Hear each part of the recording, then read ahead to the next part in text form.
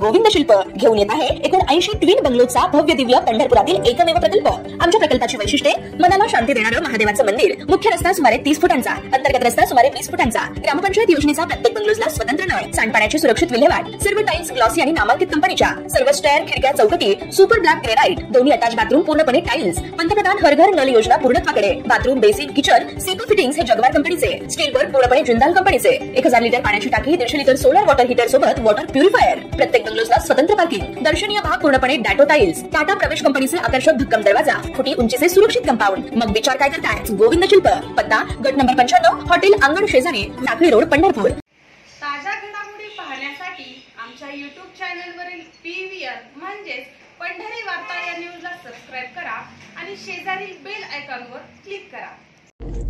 सांगोला विधानसभा मतदारसंघातील महायुतीचे उमेदवार आमदार शहाजीबापू पाटील यांच्या प्रचारार्थ आज केंद्रीय मंत्री नामदार रामदास आठवले यांच्या उपस्थितीत सांगोला येथील सदानंद हॉल येथे RPI आठवले गटाच्या कार्यकर्त्यांचा मेळावा प्रचार सभेचं आयोजन करण्यात आलं होतं। या मेळाव्यात बोलताना आमदार शहाजीबापू पाटील यांनी मागील 5 वर्षाच्या कालावधीत केलेली विकास कामे सांगत सर्व जाती धर्मांना सोबत घेऊन या तालुक्यातील अनेक विकास कामे बहुतांश पूर्णत्वास गेलेली आहेत, या ती मंजूर करून निधी उपलब्ध करून आणला असल्याचं आमदार शहाजीबापू पाटील यांनी सांगितलंय। यावेळी आपल्या भाषणातून शहाजीबापू पाटील यांनी विकास कामांच्या बळावर जनतेने पुन्हा एकदा संधी द्यावी असं आवाहन केलंय।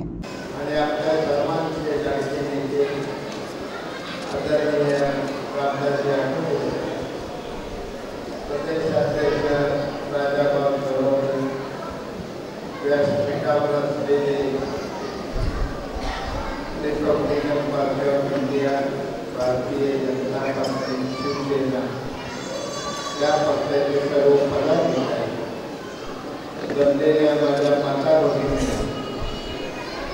आणि माझ्या बांधवांना आज या तालुक्यासाठी नव्या आकांक्षा, नव्या महत्वाकांक्षा, नवीन स्वप्न घेऊन आले। गेली 35 वर्ष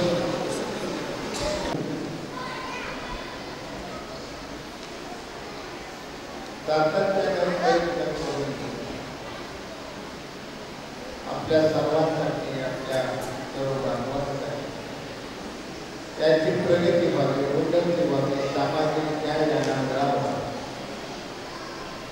या भावनेने सातत्याने काम करत सर्व ठिकाणी सर्व व्यापक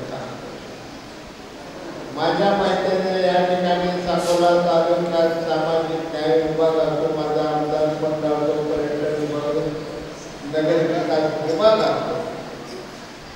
5 वर्षात मी या ठिकाणी दलित बांधवांसाठी 100 कोटीच्या वर निधी आणला आणि तो निश्चित करून मी दाखवला। 55 वर्षाचे त्यांचे आणलेल्या कामाची, त्यांनी आणलेल्या निधीची बेरीज करा। 5 वर्षाच्या माझ्या कामाची माझ्या पुस्तकात बेरीज करा। डॉक्टर महामानव बाबासाहेब आंबेडकरांच्या राजकारणाची वाट सांगणारा नाही काही आपण पण अनेक वेळा निवडणुकीचे विचार सांगण्याऐवजी वैचारिक गोंधळ निर्माण करण्याचं काम गेल्या निवडणुकीला या ठिकाणी ज्येष्ठ लोकांनी सुद्धा असं भासवलेलं होतं की शहाजीबापू निवडून आला तर तुमच्या वाण्याने केला तर सगळ्या गोष्टी करत नको तेवढा प्रचार करण्यात आला। 5 वर्षाचा माझा कालखंड गेलेला आहे। 5 वर्षाच्या कालखंडात एक जरी तुम्ही दंगलखोरी झालेली असली, अत्याचार झालेला असता, माझ्या महिलांना असुरक्षित वाटले असेल तर माझ्या कानाला जाऊन मिळाला। दंगली कुणाच्या काळात नाही, भांडण कुणाच्या काळात नाही। एक भांडण का माझ्या 5 वर्षात झालेलं, एक उदाहरणार्थ पुढं भांडण, परंतु सातत्याने त्यांच्याकडून अन्याय झाले, त्यांनी दबाव टाकले, त्यांनी दंगली घडवल्या। माझ्या नावावर मात्र सातत्याने समाजाला भीती घालण्याचं ते काम करत आहे. याला फेक नॅरेटिव्ह त्यात आपल्या सर्वांना टाळायचं, आपल्या पुढं जायचं, कुठली घेत टाकायचं. महामानव डॉक्टर बाबासाहेब आंबेडकरांच्या पुतळ्यासाठी या ठिकाणी 2 कोटी रुपये शासनाकडून दिली आहे. लोकशाहीर अण्णाभाऊंसाठी यांच्या स्मारकासाठी 1 कोटी रुपयांना त्या समाजाला 50 लाख रुपये या शहरात दिले होतं. सर्व समाजांची वेगवेगळी भवने या ठिकाणी बांधण्यात आली. ओळ्याला मोठं स्मारक त्यांच्या पवित्र असलेल्या साठी स्मारक व्हावं यासाठी सातत्याने दररोज आता 2-3 कोटी खर्च पडले. अजूनही 25 कोटी रुपये आपल्याला त्या ठिकाणी खर्च नाही. भव्य साधं सुंदर त्या असतील तर एक देऊळ म्हणा, स्मारक म्हणा आपल्याला बांधायचं. आठवले साहेबांना मी विनंती,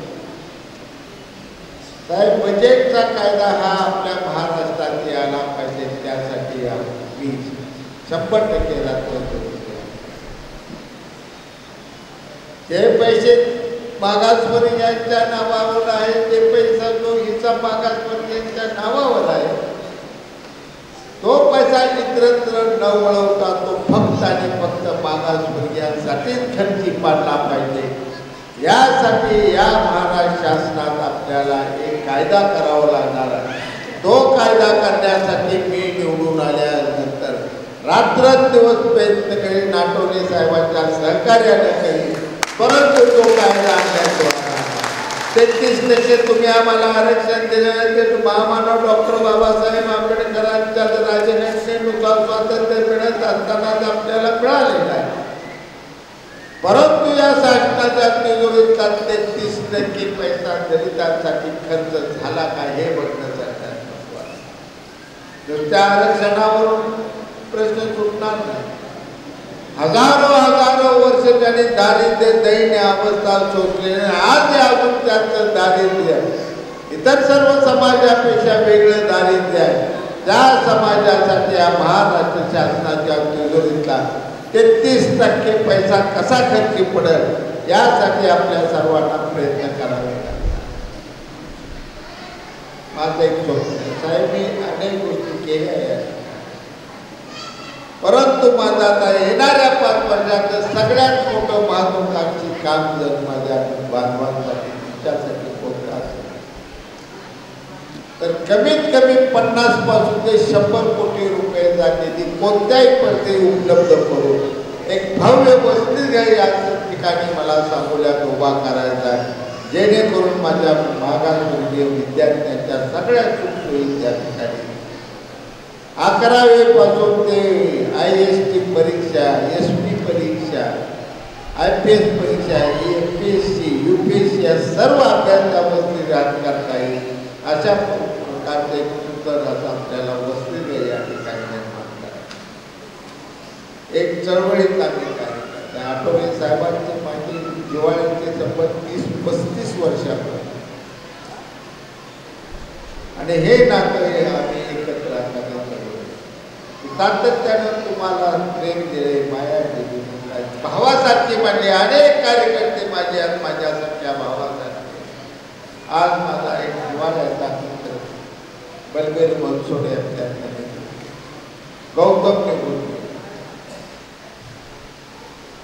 तरी चळवळ आपण चालू. हा सोडून तुम्हाला माझी विनंती, हा जो काही प्रकार चाललेला, हा प्रचार जो चाललेला आहे राज्यघटना बदलासाठी, ज्यावेळी त्या मंत्रिमंडळात आदरणीय रामदासजी आठवले संविधानानुसार हे राज्य चालले, हा देश चाललेला आहे. त्या संविधानात एक अक्षर इकडे तिकडं कोणी केलं तर कायदा करायला नको. आज या ठिकाणी सूचना प्रवक्ते डॉक्टर राजू वाघमारे साहेब आलेले, त्यांचंही मी माझ्या मतदारसंघात स्वागत करतो. जास्त वेळ घेत नाही. आचारसंहिता साहेबांना येण्याला वेळ झाला. आचारसंहितेतून आपण वेळ 1 तास वाढवून थोडा एवढंच कळतं मला. तुम्ही सर्वजण 35 वर्ष ओळख आहे. नाही, माझी विचारधारा वळत नाही. राजकारणात पदार्पण करण्याच्या अगोदर मी माझ्या घराच्या समोर माझ्या गावात विशीवर महामानव डॉक्टर बाबासाहेब आंबेडकरचा स्वखर्चानं पुतळा पहिला ब्लॉकचा उभा केला. नंतर मी राजकारणात पहिला आमदारकीचा अर्ज भरला. त्या पुतळ्याचं माझं स्वप्न करून त्या पुतळ्याचं दर्शन घेऊन त्या पुतळ्याचे अख्खं गाव गोळा करून पंकज फार छोटा बारका होता, अख्खं गाव गोळा करून पूजा केली आणि तिथून मी आलो चाकोल्याच्या कचेरीत जीवनाचा पहिला आमदारकीचा अर्ज मी भरला. त्याच महामानवाच्या संविधानाप्रमाणे मी संपूर्ण माझं राजकारण आजपर्यंत करत आलेलो आहे. तुमच्या पायाला काटा मोडला तर माझ्या डोळ्यात पाणी येण्या एवढं अंतकरण माझं तुमच्या सर्वांशी जोडलेलं आहे. उद्याची निवडणूक मला पुन्हा एकदा काम करण्याची संधी द्या. या 5 वर्षात मी दलित बांधवांसाठी 100 कोटीच्या जवळपास निधी आणला. येणाऱ्या 5 वर्षात तुम्ही संधी द्या, 500 कोटीच्या वर तुमच्यासाठी खास निधी आणण्यासाठी मला तुम्ही शिकवायची गरज नाही. 2.5 वर्षाच्या काळात एकनाथजी शिंदे साहेब मुख्यमंत्री झाल्यानंतर फडणवीस साहेब मुख्यमंत्री झाल्यानंतर 5,000 कोटीचा आकडा मी 2 वर्षात पार केलेला आहे. त्यावरून निधीविषयी माझ्यावर शंका घेऊ नका. तुमची मनोभावी सेवा करेल एवढा शब्द देतो. माझे 2 शब्द संपवतो. जय हिंद.